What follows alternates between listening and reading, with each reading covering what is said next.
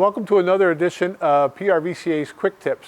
I'm Greg Dewalt, the Education Director, and today we're going to go over some items on your travel trailer and or fifth wheel that will make your RVing easier this summer. These are maintenance items or things you should just know and check and look at. It's a great time to look at your water heater, and we have a Suburban water heater here. Now, the Suburban water heaters use an anode rod, and the purpose of the anode rod, now this is a brand new one, but the purpose of the anode rod is to, when the water's in there and it's heated up, the molecules attack the metal and they'll attack this as opposed to the steel-lined tank inside the water heater. You actually have anode rods in your home water heater as well.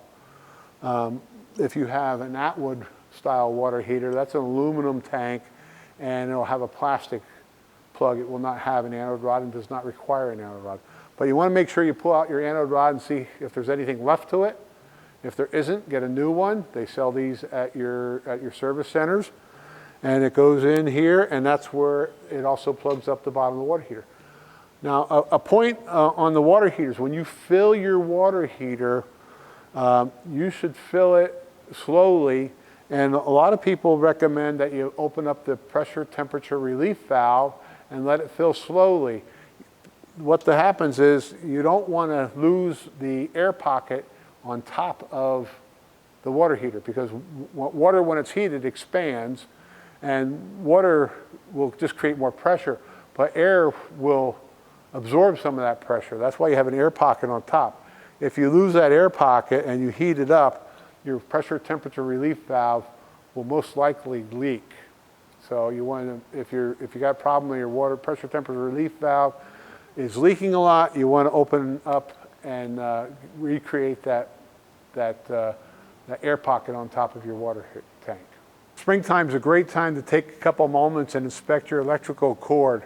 These electrical cords, it should be nice and clean like this one. Now, this is a new trailer, but if you've been plugging in and unplugging without turning the power off at the hookup, you'll probably get some arcing, or if it starts wearing and it doesn't get a good connection, it could overheat. So it's a good time to look for overheating, melting, or a lot of arcing on the blades of the connection. If it needs to be replaced, you should take the time to replace it. When you plug in and unplug your power cord, you want to make sure the power at the pedestal is turned off to the outlet.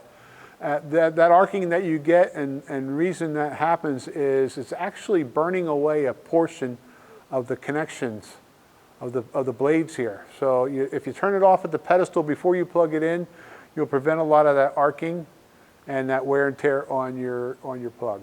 So one of the things you also want to do when your tow vehicle is plugged in is plug in your umbilical cord to your tow vehicle and check all your lights. We have all of our clearance lights on here, but you also want to go around and check your other clearance lights in the front as well as your turn signals and brake lights.